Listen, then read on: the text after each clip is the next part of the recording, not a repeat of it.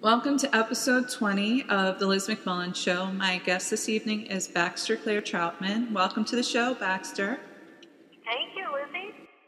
One of the things that I find most impressive about your writing is how adept you are at showing rather than telling.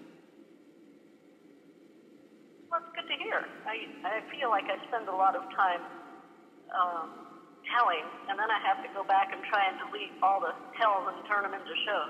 That's kind of how I write. I tell first, then I go back on the edit and try and show. But I'm glad it worked.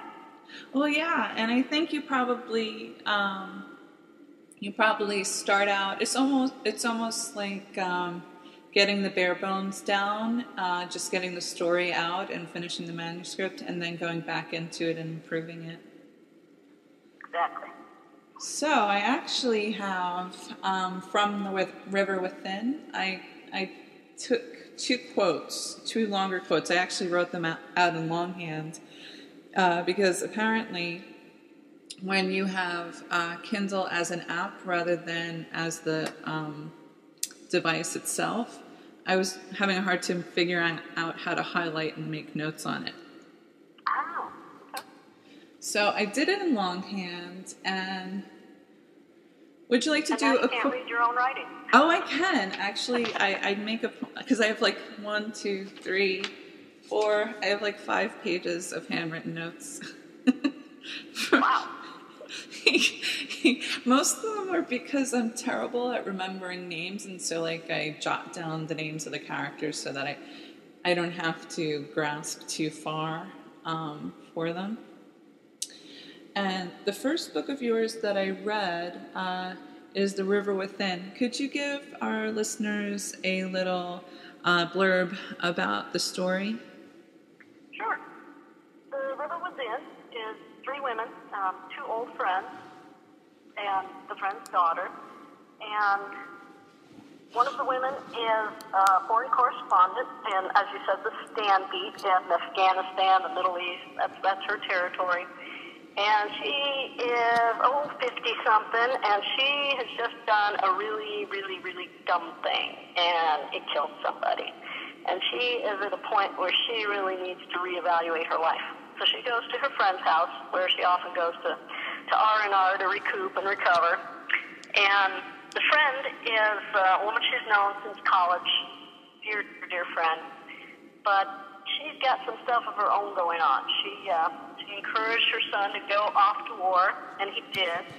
And he ended up dying, and she is just riddled with guilt and doesn't know how to deal with that. So she deals with it by shutting down. So you have these 2 women that are just like, their lives are unraveling, and then the daughter comes in, and her life is unraveling. She doesn't know what's going on with her family. Her brother's dead. The whole house is just topsy-turvy, and she thinks, well, maybe if I marry this guy that my mom really likes, maybe then everything will get back to normal. And of course it can't. And so the story is basically about how these 3 women come together and, have to decide whether they're going to keep doing the same old thing they've always been doing, or if they're going to actually make a leap of faith and try something different. Yeah. One of the things that I found interesting and well done in The River Within is that even though there's a lot of mourning and a lot of hard to handle topics, it's not depressing. There are, you're getting introduced to these characters and what they're struggling with, and I didn't feel like I needed to grab myself a bottle of scotch just to like still my nerves. I'm glad you didn't, because I sure did. Well, you were living with those characters, of course. Well, it's funny because, again, perception's everything. To me, a depressing situation is really an opportunity for growth. So it's like, I hardly ever get depressed. I can get pissed off, and I can get sad and frustrated, but I don't stay in a wallow about it because it's like, all right, what can I do with this? What is the trajectory to get me out of here?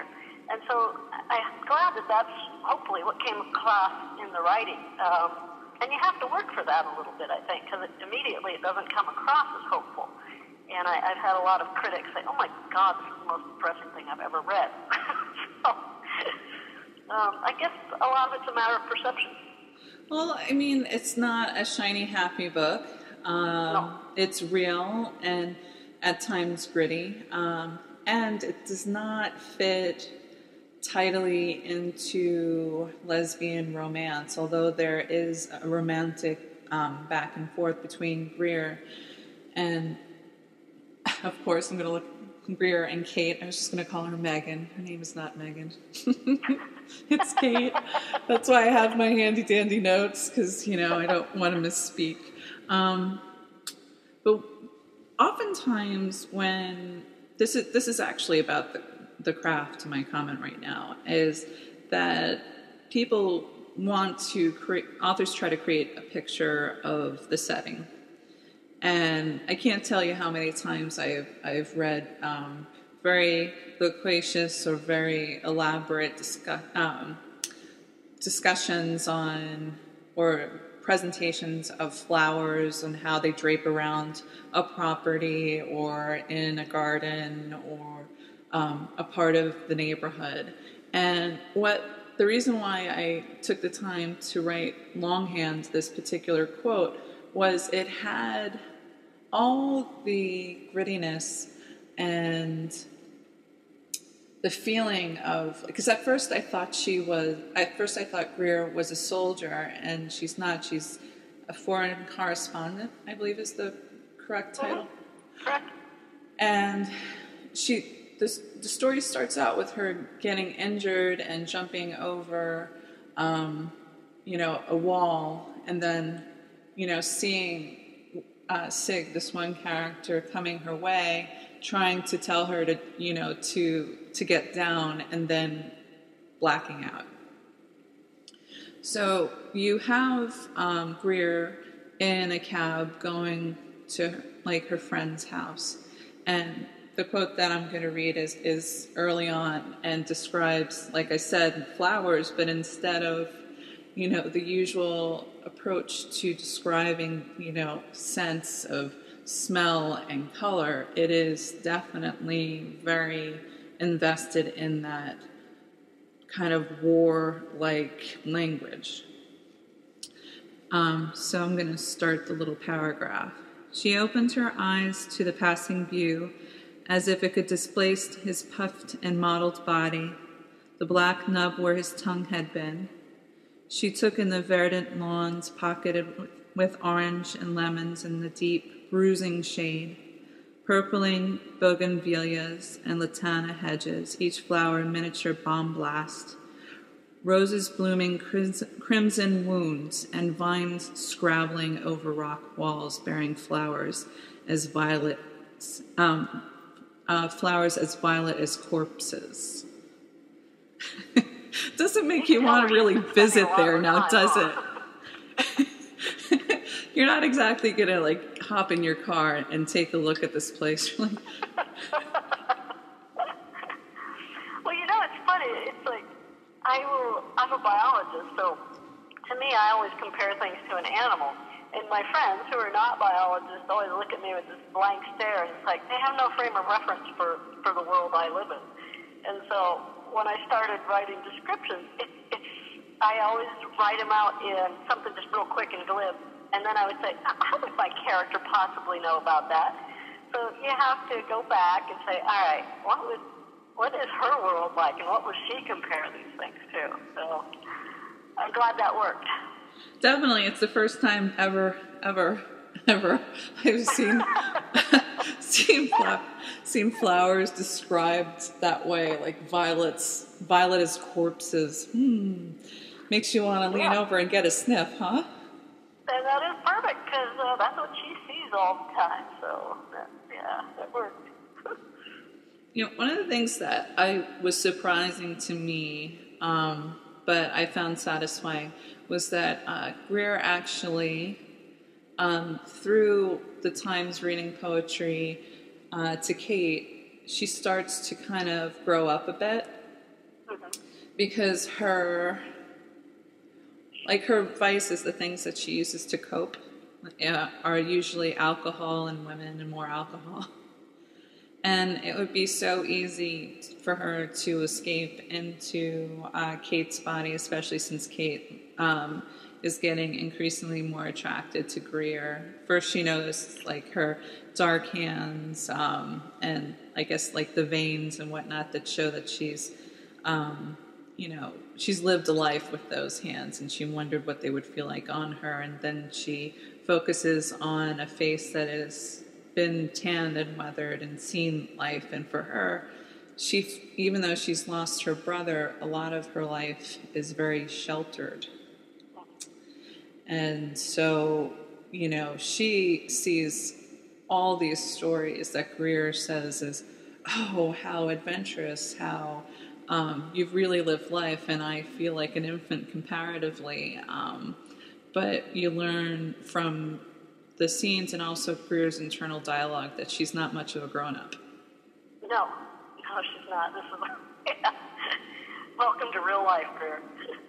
Which is ironic because, here's a woman who's daily dealing with life and death, and yet she is so immature on one level.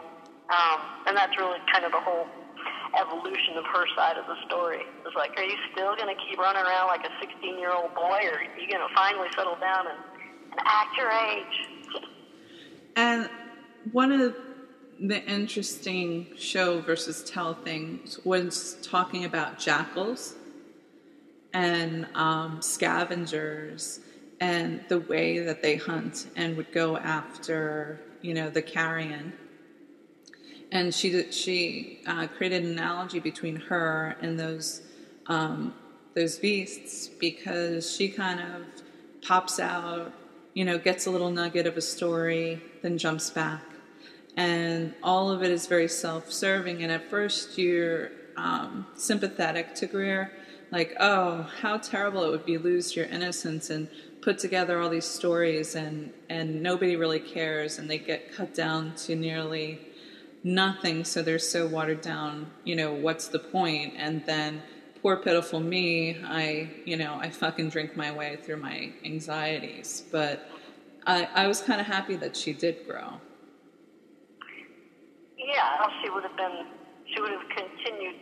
It's one thing to be a reprehensible character and not really know you're being reprehensible, but to have the realization that, wow, I've really been a shit, and you continue to be a shit, that would be tragedy.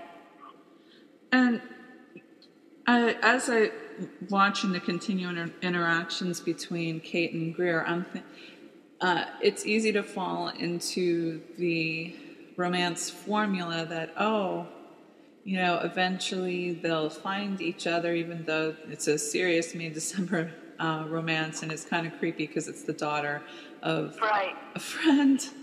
And it almost seems like they're going to rescue each other, but the real show of strength on Greer's part is not jumping into bed and, having the sweet oblivion with Kate. Even though Kate's kind of really got confrontational with her, and got in her lap, and of course her mother bursts in on the scene, and completely misunderstands what she's looking at. But I was proud of Greer for growing the fuck up and realizing. Did you ever see American Beauty? Yeah. It was with Kevin Spacey, and he's like seducing, so close to seducing some, I think, 16-year-old schoolgirl, his daughter's friend or something. And the whole time I'm watching it, I'm screaming, no, don't do it, don't do it. That was the way I was writing Greer. Because in a couple scenes, I actually had her go through with it. It was like, oh, this is so wrong. And it just wouldn't have fit with having her grow up. That would have been the old Greer that would have followed through on just, every whim and desire. But, so yeah, she grows up. Yeah. Another character that I wasn't sure where Darlene Richardson was going to go, and she has decided that she's going to commit suicide. She's going to walk into the ocean and then experience what her son had experienced. And my thought was, okay, how exactly did her son die? And I could have sworn, as you were using his letters as a vehicle to kind of track his state of mind from being a gung-ho recruit to being an increasingly disillusioned soldier in the Middle East. And so I'm thinking, oh my goodness, he must have committed suicide. And that's the reason why his mother is, going with the pack. Because I was imagining, that kind of gothic, I'm going to put rocks in my pocket and walk into the river. So that's what I thought was going to happen. And I was like, okay. She's so detached, and she has this little corner of the world, which is her son's room, that she literally locks herself up in and doesn't let anybody in there. And she realizes later, she's kind of also growing up, how selfish it is to wallow in this. And so, but once again, the second quote that I kept a hold of was talking about her imagining what it would be like as she walks into the water. And as I said, it's another really great show versus tell. She envisioned wading into it, the first cold steps flooding her shoes, the surf splashing around her ankles, up her shins, the resistance as it rose to her knees, her skirt looming in the water, the shock as it slapped her belly, lifting her breasts and tickling her chin, salty drops on her lips, stinging her nose, the eyes, her hair, floating for an instant like Ophelia's, and then finally underwater, treading as many steps as she could with the fire flaring in her lungs until she fell back into the pack and looked up, searching for the silent sun. Ta-da! Well, that is depressing. Well, that the reason why I brought it, decided to read the quote is that I could feel those things. Like one of the things that two details kind of stuck in my head, her skirt blooming. This is another like a plant reference, and then the water lifting up her breasts. Like I had a sensual experience as to what she would be feeling as she took her life. Yeah, it was hard actually writing a lot of these characters sometimes. At the end of the day, it'd be like, oh my God, these people are in such pain. And it was, and I'm sitting here saying this, I'm like, why would you want to write about people in such pain? And I don't know what cathartic sort of thing that is for me. But I guess, it's just, I try to make it as real as possible. And apparently it worked in that scene, that you could envision that and maybe even feel what a relief it would be for her finally to get this over with, just be done with this pain that she is just carrying around like that proverbial bag of rocks. Yeah, what I noticed about her is that she would use tasks and just the way of organizing her life and looking after everybody, but in such a detached way. Mm-hmm. Where Greer is trying to get her to pay attention to her, and she keeps on running away because she knows that Greer will be able to tease out of her plan, and she's so invested in it that there's no turning away. Like, I would do it today, but the sun isn't shining, and I'm sure it would have shining when he died. What I found, not just in The River Within, but in your LA Franco series, is there seems to be a device where it takes the story and the plot alone. So in The River Within, that was the letters, Chris's letters. Right. And how they were kind of parceled out. And so you get to know Chris in his own voice. And you get to see him evolve from the ebullient boy who is, hello, mom, dad, Kate to, hi, and here's something horrible that happened, but Mommy, don't worry, it's okay, I'm fine, I just need to vent. Because he's trying to protect his family, and in Bleeding Out, we get to know the serial killer by a series of flashbacks from, the time that he's a boy and first trying to play football and desperately wanting to please his father, through his, as he was growing up and his father was raping him. And then they transitioned to using women, prostitutes, as props, because it's still like a sexual interaction between the two. And these are parceled as you go through the book, and you're discovering the rapes and the murders that are attributed to the serial rapist and murderer. And you can finally see, like, oh, this is something that he's reenacting, and he keeps her clothes on because it's not him being sexually attracted to these young girls. It's him, reveling in putting pain on other people as a way of dealing. And then he starts to get interested in the murders and whatnot. And what I thought was, with the first corpse, the first autopsy, the coroner's not quite certain how the bruises were created, but he knows they were created over 3 days. And he can't figure out what would cause that bruising. And then you find that the serial killer was using football equipment.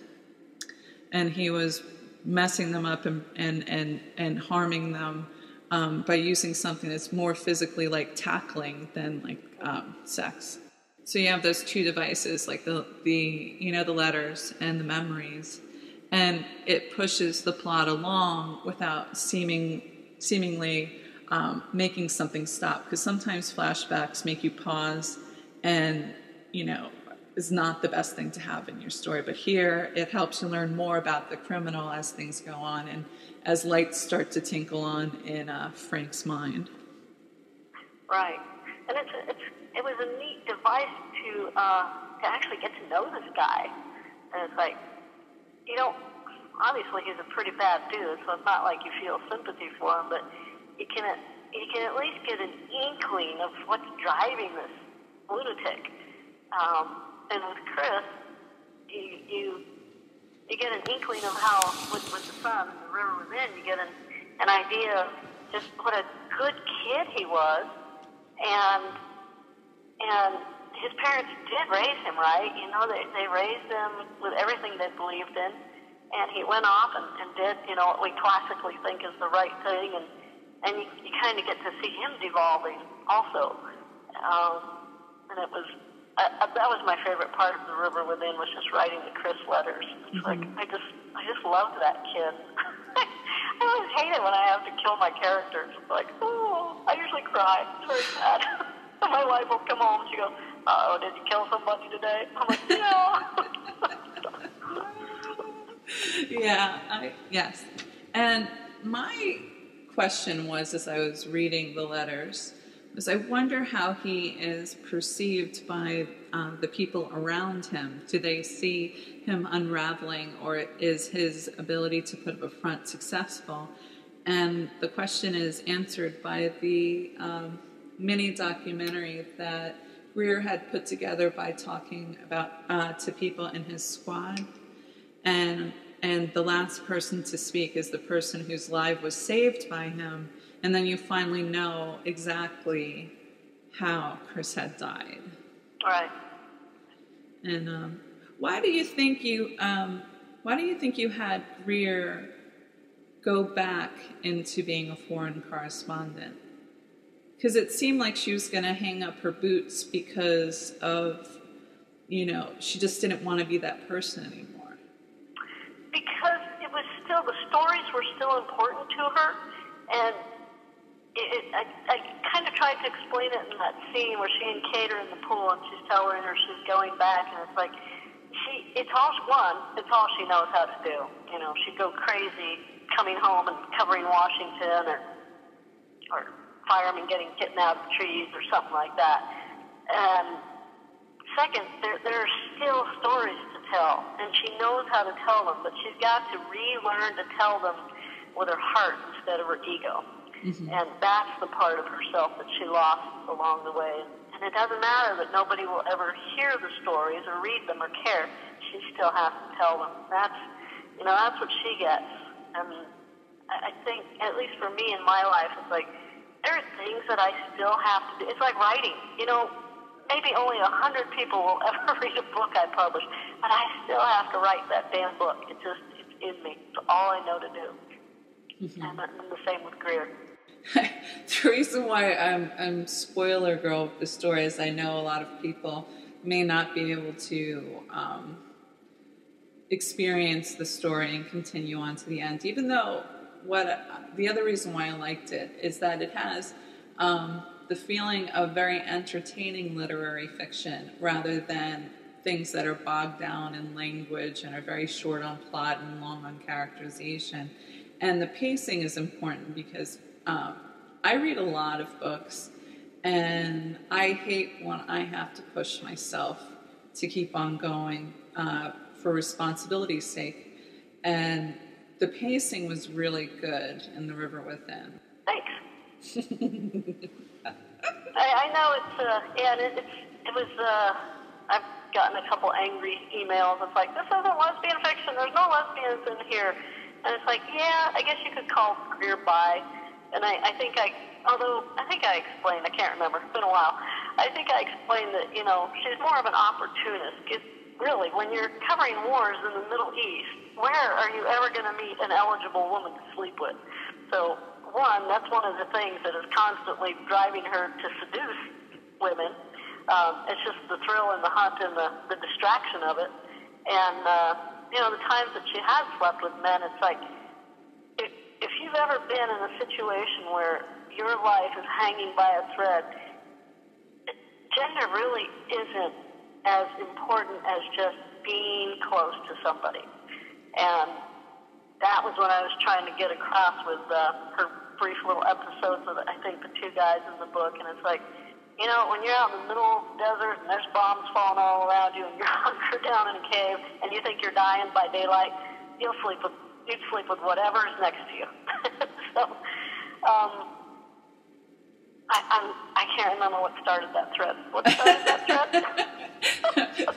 Well, I'll pick it up for you because... Thank you. I'm old. I need help. So, Catherine Friend wrote Spanish Pearl. And, I don't think necessarily that Greer is not a lesbian. I think, no. That did not even occur to me. She actually is a lesbian, that was what it was. If push came to shove and she had to call herself something, she would call herself an opportunist. But given her druthers, she'd much rather sleep with women. But she doesn't always get that opportunity. So yeah, she's definitely a lesbian. Yeah, I didn't read her that way. And in Catherine Friend's Spanish Pearl, one character is, after 5 years of grieving the loss of her soulmate, she takes solace with her friend, who they've been friends since they were kids and training together. They're soldiers, Christian soldiers around the 11th century. And it wasn't about Lewis being, deciding that she's actually bisexual, because she's not, but the long abiding love that she had with Nunez, that was the reason why it's not just any man, it's somebody who meant a lot to her. And that one case, I can't remember the name of, I think he was the cameraman. And Philip. Yeah, Philip. She slept with Philip, it was about intimacy, and it was not, it just does not make her bisexual. I'm sorry. That's just not right. And, there's some people that will see it that way and say, I'm not reading that anymore. And that's okay. I get that. Well, there's like a shitload of prejudice in the lesbian community towards bisexuals. or women who have some sort of history with having sex with men. I know, and I find that so ironic because we're always the ones screaming for equal rights for everybody. And there's that concept of women who slept with men. It's like, there's a concept of gold star lesbian and whatnot. And, I guess I'm not one, but, I was talking to my friend the other night. And as you said, you get to know me by listening to my shows because I talk about my personal life a lot. And like in this... I know everything about your college days now, Liz. It's kind of like in that movie Go Fish where that one character had slept with a gay guy. And right. And she's like... So I'm like, I'll be crude. I probably fucked more girls than most of you have, in your lifetime. And so... Like, I don't know if it's a ratio thing, but just because you're a gold star lesbian, it's like, I've cut my teeth. I've made my bones, so to speak, as a lesbian. Yeah. Even though when I was in my teens and in college, I had boyfriends, and they were wonderful people, and they were fulfilling, loving, and, relationships, like the sex was not lacking. And I know, wait for the lesbians to flame this. I chose to be a lesbian. I chose to leave being straight and leave being bisexual behind. It was a conscious decision on my part. And boy, oh boy, does that piss some girls off. Yeah, same here. I didn't know I was a lesbian until, how did I know? I don't even remember how I know now. It was so long ago. There was this actress named Joanna Pettit, and probably nobody ever remembers her. She was I guess 70s, 80s, vapid, blonde, pretty Peggy Lipton kind of look-alike. And I had the wickedest crush on this woman. And I would go to bed at night, I'm like, what is that all about? And I didn't think much of it until I was in a It was a beer and wine bar in Coconut Grove, Florida one night. And I fell like I'd been poleaxed for this woman who bought me a drink, and I was like, okay, game on. It's like, duh, now I get it. I know what I'm doing now. But I'd been with a lot of guys before that, and I didn't know any better, Yeah, It took me a while to figure it out. Yeah, I'm on that train with you, by the way, because my feeling was because I had a lot of attractive friends, I was like, if, not even a blip on the radar in terms of, downstairs. I was like, it's just not possible for me to be a lesbian. And boy, was I wrong. Yeah, my lesbian aha moment was in San Francisco, in Haight-Ashbury, in a clothing shop, and I think it may have been a consignment shop. And there was this punk rock girl, and her hair was like, orange and red, and it was this really edgy, chunky look. And I was like, oh. Unfortunately, I was visiting with one of a girl that I was in the same dorm with. I was visiting with her, and she's straight, and obviously I don't have a car of my own, and damn it, if you West Coasters, you can't get anywhere without a car. Sorry. So I would have asked her out for sure, but I couldn't, First of all, that would make me a cad. I'm visiting a friend for a week. I can't just start, cruising chicks. Right, I learned that one the hard way, too.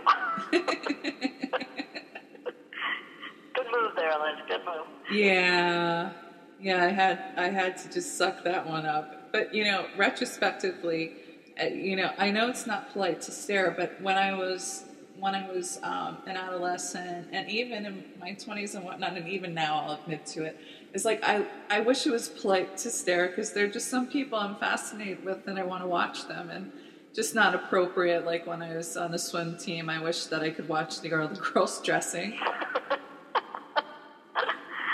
Well, I know what you're talking about. We need to invent little staring periscopes. Periscope up, pretty girl. I love that idea. I never want to be one of those dirty old men. Have you ever met those guys that somebody introduces you and they're just staring at your chest the whole time? It's like, oh, please, dear God, don't let me devolve into that. Yeah, it's smarmy.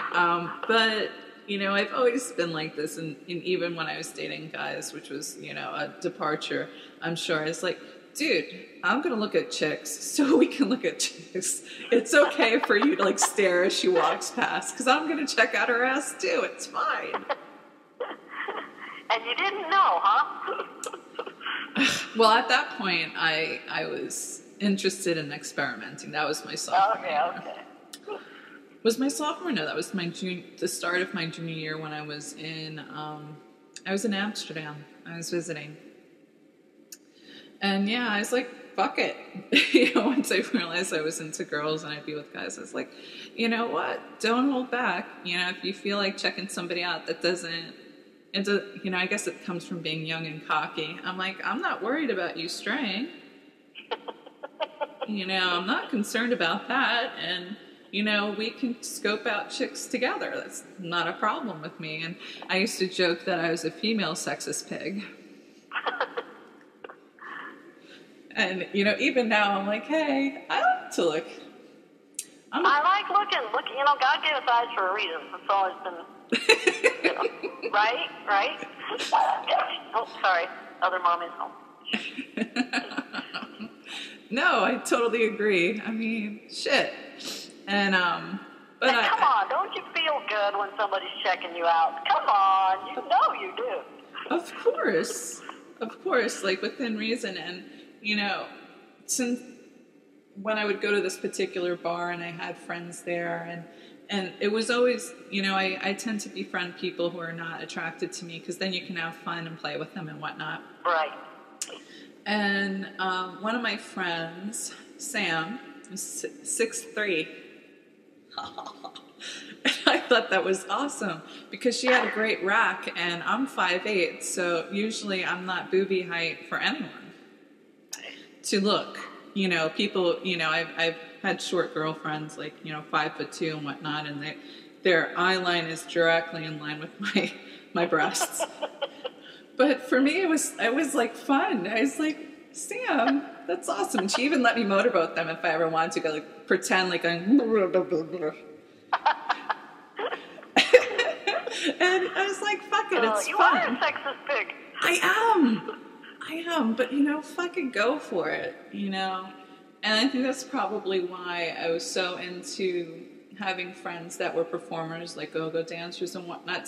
First of all, so I could stare. Second of all, there's just so much more freedom, and people are more, you know, and funniest things that only happen to lesbians happen. For example, I was in the back room with my friend, you know, where they would dress and whatnot, and we had a couple other friends back there. And then these two women start to initiate a fake versus real breast thing. And I was the judge. Right on. So I had to feel their boobies. I was on a river trip with a woman, and it was all women. I think there was 10 of us, and it was whispered in one of the boats, so-and-so had fake breasts. And of course, I was still drinking copiously back then. And so after we had beached for the night, I reached up to her, and I'm like, I hear you have fake breasts. And she lifts up her shirt and says, see if you can tell. Which I don't think I could, as I recall. I'm like, wow, those are really cool. Like, on the flip side, this was, you know, two of my friends actually got implants. And I don't know what it is about chicks when they get implants. They want you to feel them. Well, you're proud of them, I'm sure. Yeah, and they're like, no, they feel real and whatnot. And you know, the one friend and then the other, they insisted I had to I was like, no, I'm not going to touch them. They're like, touch them. I'm like, no, I'm not going to touch them. Because it's like touching your sister or something. It's creepy. But they won't let you. I draw the line there. It's like, but they won't let you get away with it. So, you know, I was like, all right. But I was doing it, but all my sensory feelings were completely off. I was like, I'm not feeling anything. I'm not thinking anything. I'll squeeze them a bit. I'll squeeze your breasts a bit, and then I get to go away. Oh, naughty girls. I love women. I love women too. I'm glad I'm a woman, and you know, the only time I really miss having a man around is when there's really something heavy I need to lift all by myself. But for the most part, pretty happy with the deal.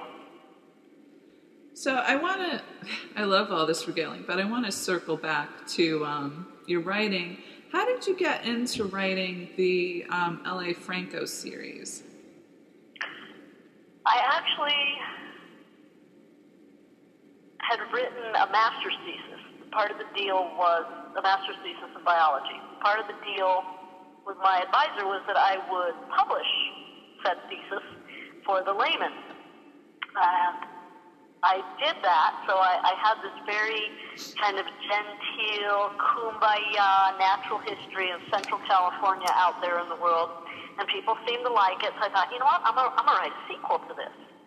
And I sat down to write that book, and this cop appeared in my head. A cop that was just as psychopathic, almost as psychopathic as the people she was after. And it was like, really the only difference between her and the bad guy was she was licensed to carry a gun and they weren't.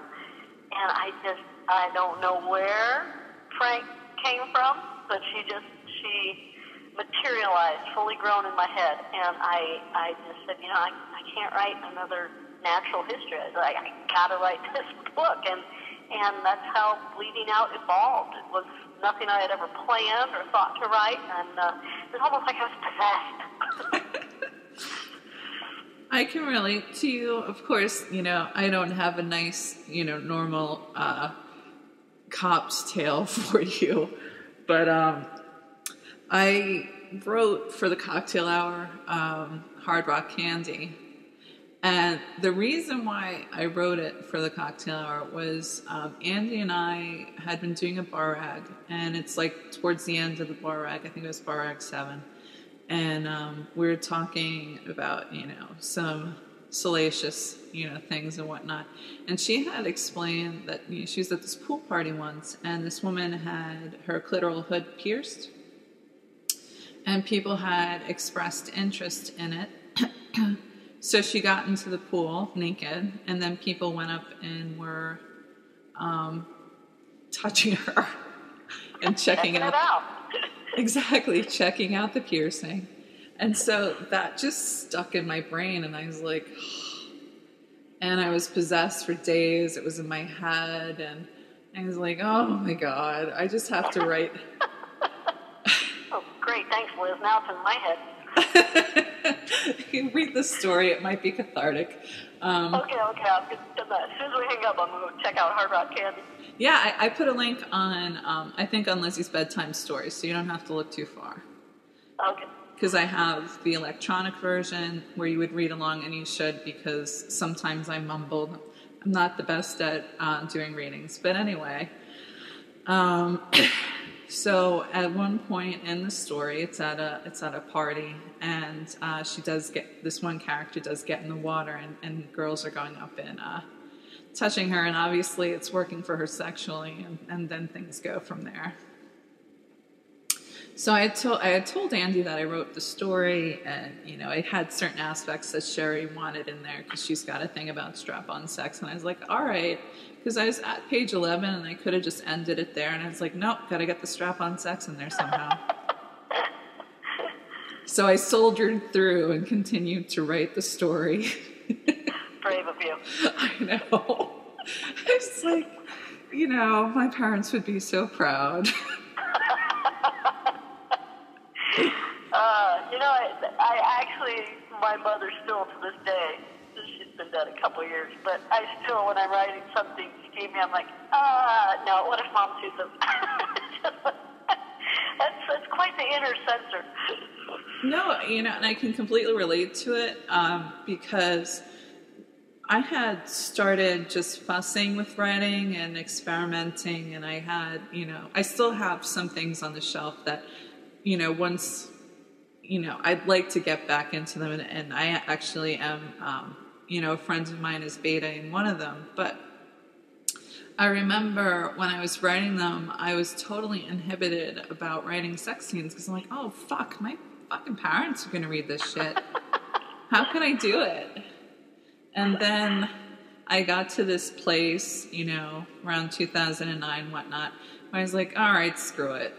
I'm just going to write the sex scenes. And then it turns out I'm really good. I'm good at writing porn and sex scenes.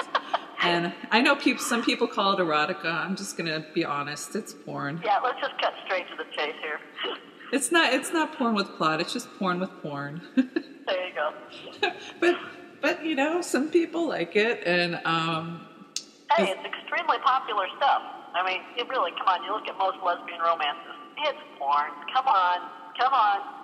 You put that pretty little word erotica and I was like, no, especially in anthologies. I'm like, are you serious? See, but erotica sounds so French. It just gives it a little dignity. Porn, you know, it sounds so Midwest. Porn. Yeah. There's nothing sexy about porn. It's honest though. Anyway. Well, we'll move on. We'll go back to Butch Barbie, which is... Butch Barbie? Who's that? Oh, Frank? Yeah. I like that. Butch Barbie. That was awesome. God, that's a great idea. I never thought to do that. I had Barbies when I was a kid. How fun that would have been to dress them all up in Ken's clothes. It never occurred to me. Well, Ken has a vagina. Like, he doesn't have a penis. Doesn't he? He does. But he doesn't have breasts, so it's like, what's the deal, Ken? Yeah. I don't know. I don't know. But that's one of the things that cracked me up when I was reading Bleeding Out, and I said on Facebook that it cracked me up, is, I was like, Butch Barbie. That would be so much fun.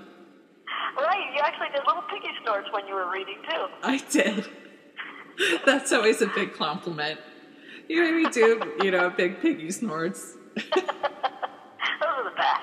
Oh yeah. My friend Adrian and I, we are so terrible together. If we're spending too much time on Skype talking, then we make the most bizarre Facebook posts, you know, the weirdest things that come into our head. And people usually know when we've been spending too much time together by the nature of our statuses, because they're just so strange. And then there are some things that we'd love to post but would get us in trouble.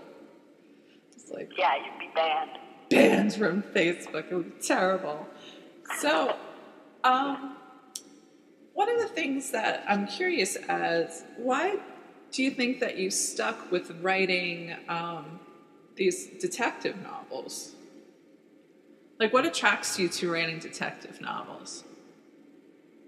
You know, that's a really good question, because I've gotten better, but at the time, I don't think I'd ever read a mystery in my life. I'm a little slow, so I usually lose the plot of a mystery long before it's anywhere close to being solved, and then I get frustrated and throw the book across the room. So why I, of all people, would choose to write a mystery? Well, you kind of have to. You know, my character, this cop, has just sprung to life in my mind, so I guess the natural vehicle to put her in would be a mystery. And in truth, I was obsessed with all those forensic TV shows, so I love that aspect of it. But coming up with plot is just always a nightmare for me. I hate it. Because I don't read mysteries, so I don't have a naturally conniving mind like that. But well, you could have fooled me. So I just kept on with her. You could have fooled me. One of the things that I liked is it felt more real than some detective novels, because you have this coterie of other detectives and their personalities and, you know, resentment and, you know, of women or lesbians or all the different things with the, you know, the kind of very masculine profession of being a cop. But I mean, that, you know, that also is another stereotype that femmes can't be wicked good cops. Right. Which is not true. Although there's this one book that I was reading, and I think it was Isabella's, now that I think about it, and there was a cop, and they called her I think they called her Firefighter Barbie. Okay. Yeah, she wasn't a cop. She was a firefighter. She got injured, and then she was doing those inspector jobs, you know, with finding out if it's arson and whatnot. And I was like, Firefighter Barbie, that's kind of fun, too. And there's so much that has to be proven. I think that as much as you have the male characters in detective stories where, you know, they don't like having other female detectives with them, there's also the same prejudice towards women where, in order to be taken seriously, you have to behave like your colleagues and be icy and cold and not have any feeling or emotion, and have to constantly be proving yourself whether or not you can hold your own. And God, is Frank really creepy sometimes. You know, she has that stoicism about her, and what I would describe as shark eyes. That time she was in a car, and you know, this gangbanger type was pulling up next to her and telling her off about something, and she just gave him this look. And then he may have, like, you know, flounderingly kind of said, like, whatever, and, like, kept on going. But he was all shriveled. Exactly. Yeah. There was something in her eyes that said, oh, no, I don't think I'm going to want to fuck with this one. Might not be the smartest move I'll ever make. And I had to start her off so cold and hard because, again, she's a character that is going to evolve a lot through the series. So I needed to start her pretty down low so I could take her up to where I wanted her to go. Mm-hmm. Which, at the time, I had no clue where she was going. I just knew she was going. That was all I knew. Yeah, it's funny.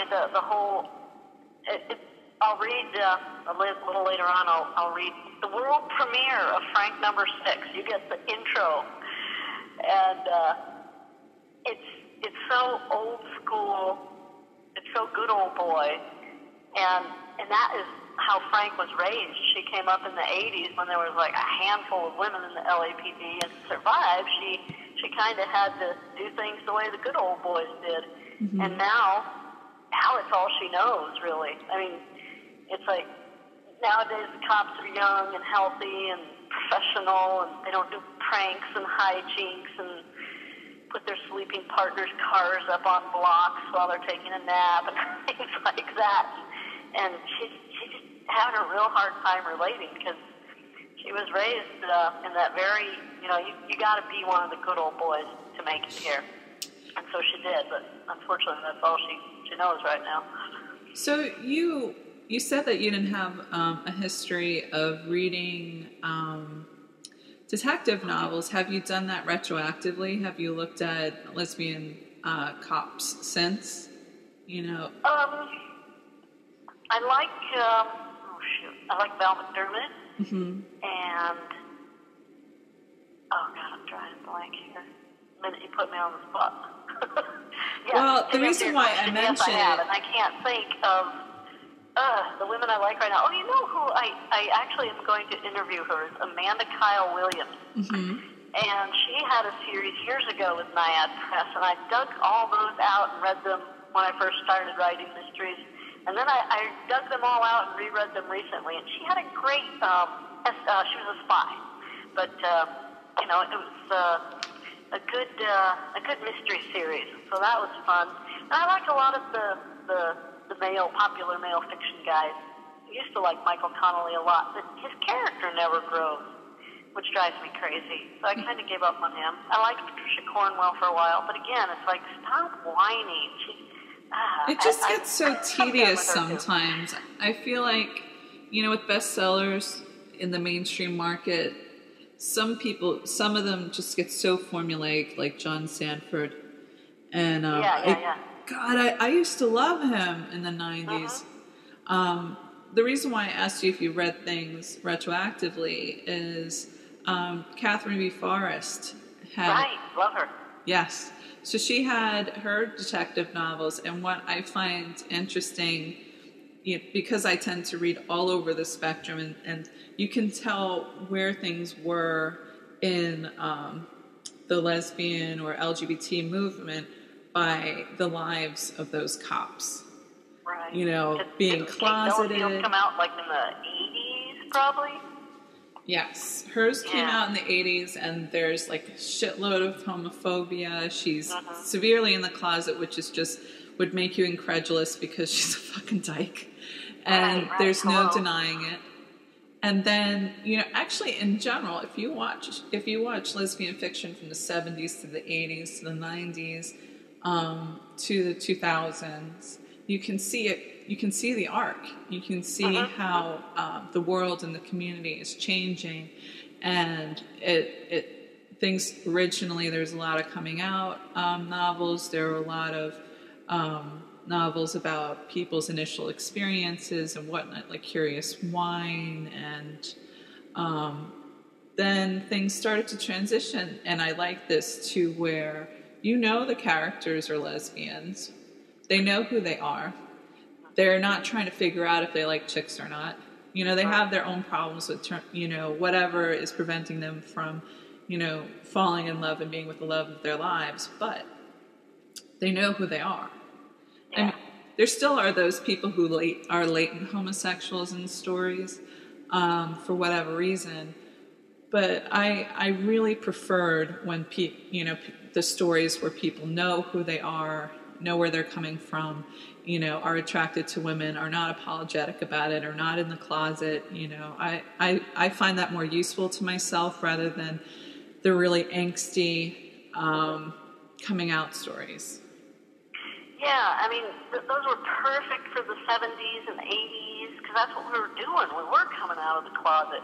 And it's like, how do we take our literature into the next evolution? Because it's like, there's lesbians everywhere, and I know that, not everybody likes us. That's okay. I don't like everybody no matter what. Your politics, your religion sometimes. I'm not going to like everybody all the time. But we are slowly but surely being accepted, period. Whether they want to accept us or not. We're kind of forcing ourselves down their throats. And I love that non-apologetic look. This is who I am. I'm blonde, I'm a lesbian, I'm 54. Okay, it's as plain as the nose on your face, but it's not your whole life. You know what I dig? One of the celebrities I dig the most is Ellen DeGeneres. Yeah, because she's like, here I am. Because it was so cataclysmic and it ruined her career. People probably thought that was the end of her. Even though she did that movie Postcard where she was straight. But anyway. But what I love is she's a really great comedian. She's very relatable. And I love that she got her own show and she's completely out and everybody knows it and everybody knows Portia, her wife, and they had a lovely wedding and they have a strong relationship. And so I dig her. I think she's great and she's a sign of evolution in of itself. And she's paved the way for a lot of lesbian professionals, a lot of lesbian actresses and performers to show, come out, use your cojones and, make it happen because it's going to make the world a better place for us in general. Yeah, and you said she's relatable, and she's so relatable because she's genuine. When you're dealing with people that have got a terrible secret or something they're trying to hide, it's really hard to relate to them because that thing, whatever it is always between you. And so, she was just brilliant. She's like, I'm a lesbian. Okay, and isn't this joke really funny? And you're like, that really was funny. You've forgotten she's a lesbian now because, she's doing what she does, which is be a funny lady. And that's really the essence of Ellen. Not that she's a lesbian.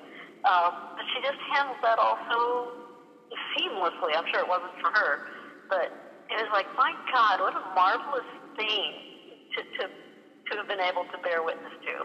I think that show has done more for the history of lesbians than probably anything else in popular culture ever. So now that we've gone so many places during this interview, it's been good fun. We keep digressing. We digress a lot together. I think that's just I think that's just our ennui. That's the way we relate to each other. Before I have you do the reading, which will be the end of the interview, one of the things that struck me most about reading all your books, I'm like, this chick has a brain in her head. You know, God, could you call my boss and tell him that? I was like, she knows poetry, she knows music. I hazard a guess that you like to cook, because usually cops that you like to cook, because usually cops don't eat so well, but Franco cooks herself roasts and shit.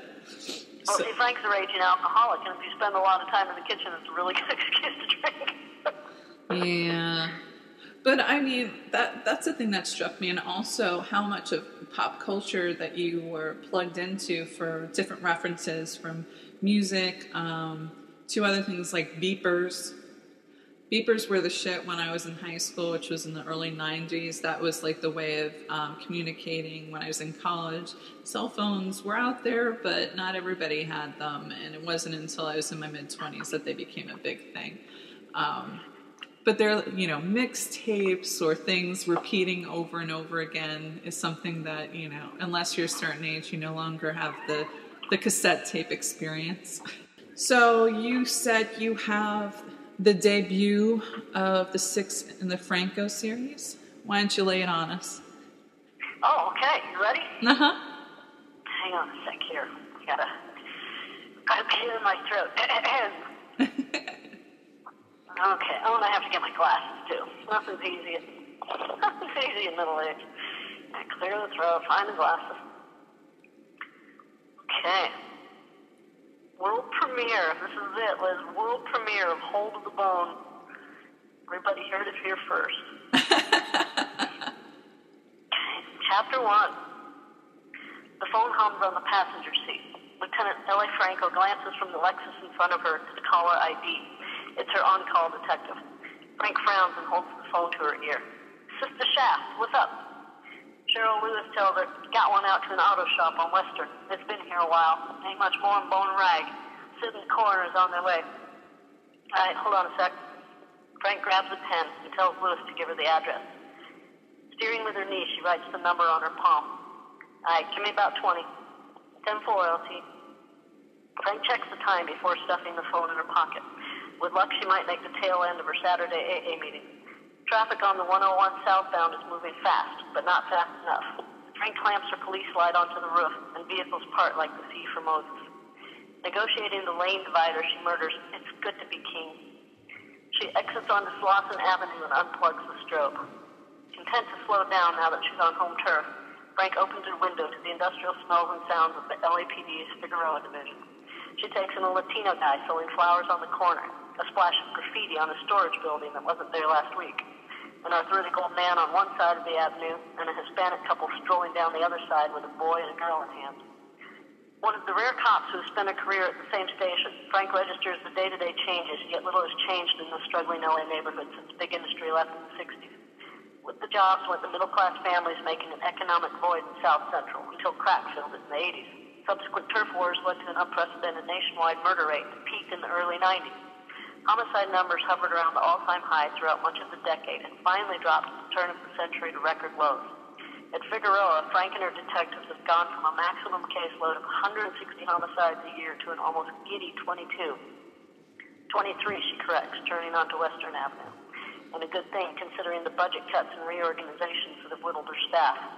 Still, it's the first time in Frank's tenure at Figueroa that her detectives have what is procedurally considered a normal workload.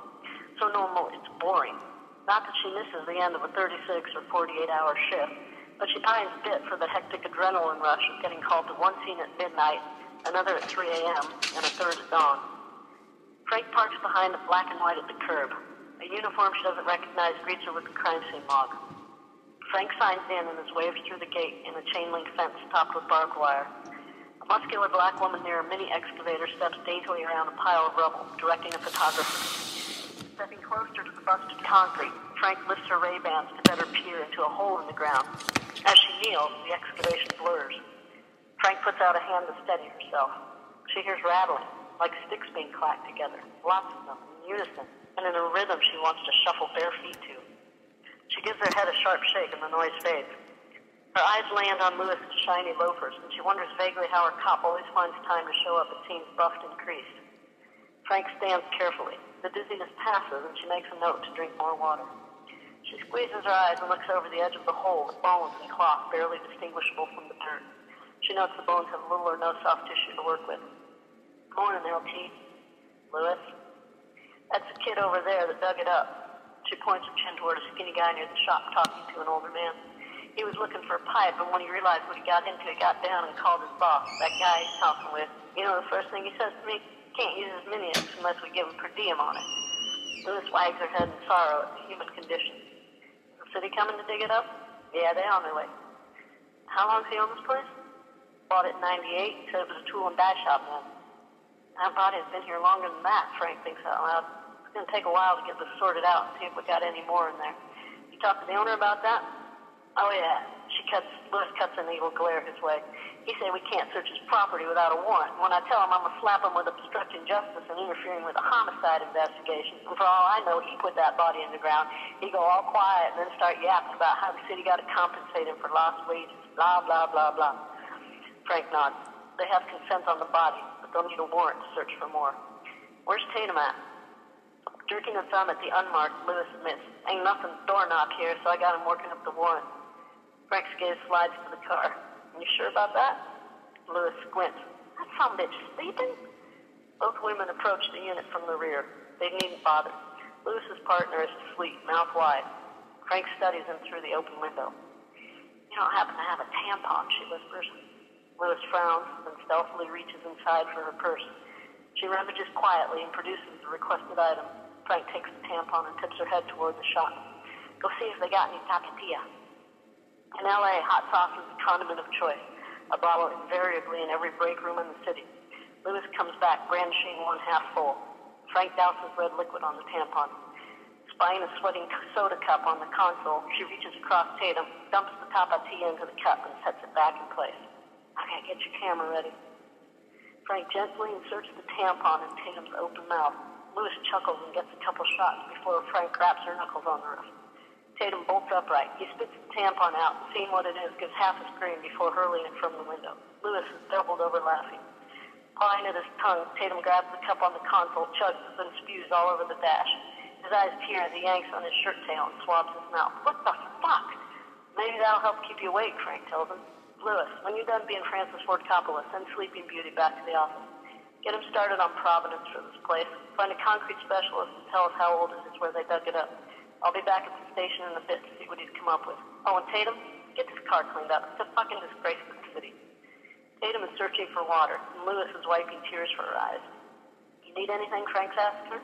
Not now. That made my day, LT. Hell, she grins, maybe my whole week. Leaving Tatum whining and spitting, they walk back to the edge of the hole. Let me see your notes, Frank says. Cheryl Lewis has attitude, but she is Frank's most thorough detective. She scans the neat handwriting, checking that Lewis has all the who, what, when, where from the owner, and the kid on the dome.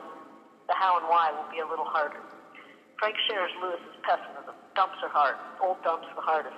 There isn't much more they can do until after the coroner's people excavate the body. Even then, there might not be much to work with.